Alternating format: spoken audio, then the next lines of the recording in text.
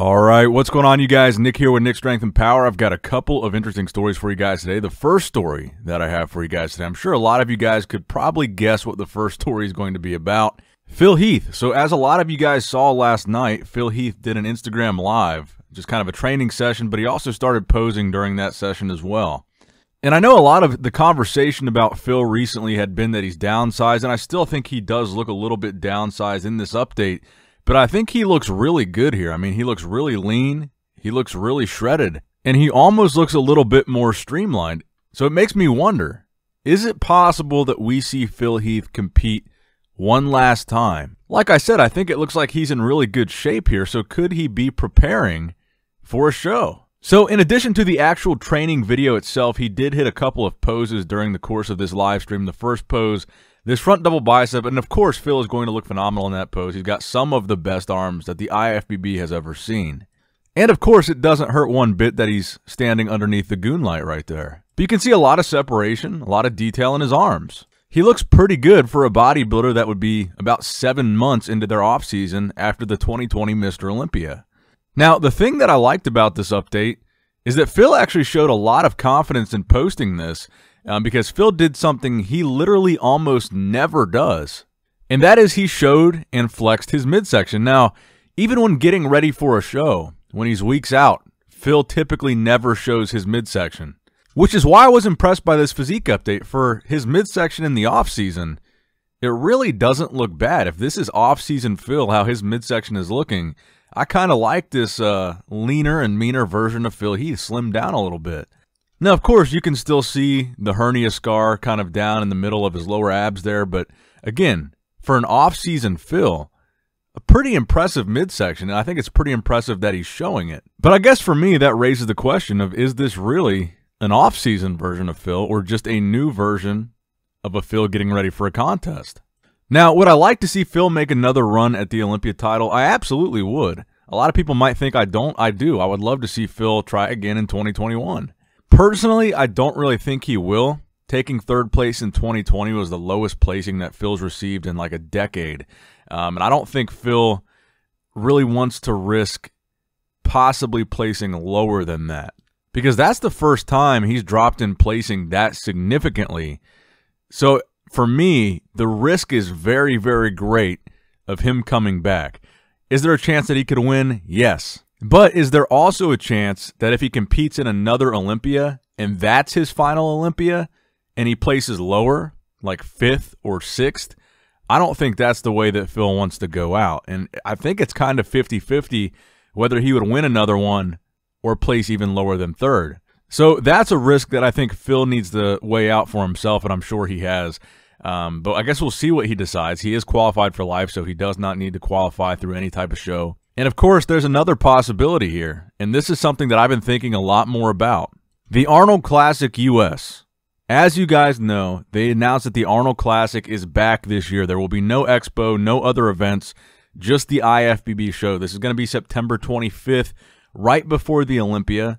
It will not, however, be a qualifier for this year's Mr. Olympia, so it will be a qualifier for next year because it falls outside of the qualification window.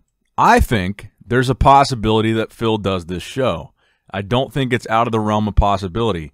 Like I just said before, if you're Phil, you're now over 40, you just placed 3rd at the Olympia, you're probably thinking about your exit strategy from the sport of bodybuilding. Do you want to compete in another Olympia and possibly risk placing lower than 3rd? Or what if your final show is a title that you have not won yet, the Arnold Classic US, and a title that honestly he stands a really good shot of winning? 3rd place at the last year's Olympia is certainly enough to win the Arnold Classic. That is certainly a caliber body, and we got to take into account he's a 7-time Mr. Olympia. So what are the odds that Phil jumps in that Arnold Classic in September? I think it's a possibility. Another possibility, I think, is the Phil versus Kai rematch not being at the Olympia, but being at the Arnold Classic. Do I think, honestly, if Kai competed at the Olympia this year, he would have a chance of winning? I think that chance would be very, very slim. I actually don't think it's really that likely. But I've seen Kai and Phil still kind of tease each other on Instagram. And hey, maybe we will still get to see that rematch one day on the Arnold Classic stage. Let me know what you guys think about this theory in the comment section down below. Could we see Phil or Kai come back to do the Arnold, but maybe not the Olympia? Let me know down below.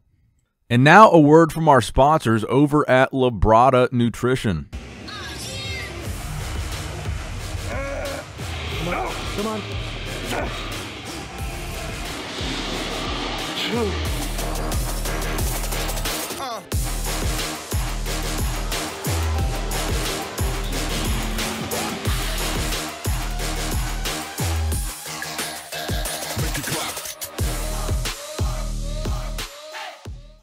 Now, next up in the news, an interesting announcement in the realm of men's physique and classic physique. Jeremy Potvin, who has been a top men's physique Olympia competitor for like a long time now, made the announcement today on his Instagram page that he is stepping away from men's physique. He put the caption, "It's time for a new journey and a new challenge," and he puts the hashtag classic physique on that post.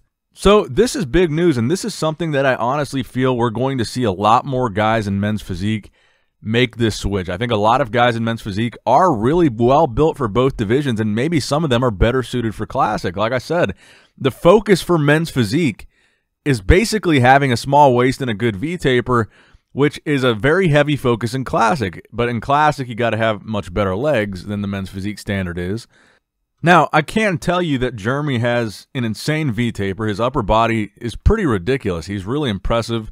I don't know what the time frame is going to be on him making the transition to classic physique, what year he's going to compete in classic, what show he's going to do, if he's going to take a year, 2 years, and really spend a lot of time switching, or if he's going to do a show this year.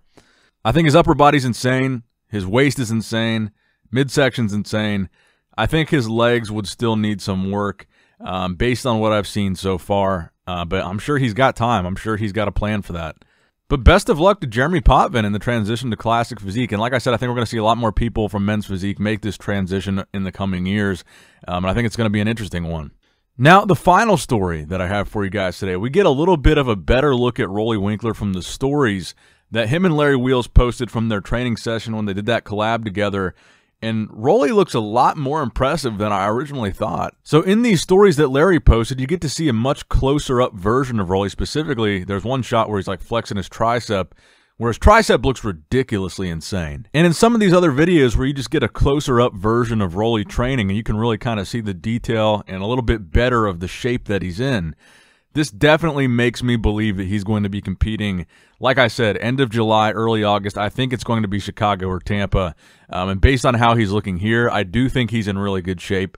I do think he's probably about 9 weeks out, 8 to 9 weeks out from a show. Because keep in mind, Roelly is a guy, when he's like 4 to 6 weeks out, that's when he looks the freakiest. That's when he's posting those crazy updates on Instagram that makes everybody go crazy.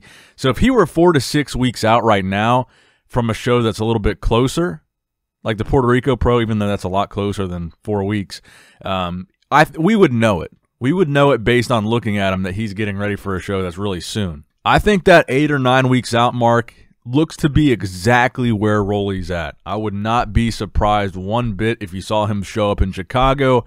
I would not be surprised one bit if you saw him show up in Tampa. And don't be surprised one bit when you see him show up on the Olympia stage in October. So let me know what you guys think in the comment section down below. Please give this video a thumbs up if you did in fact enjoy it. Try to get it to 10,000 likes. That's always the goal.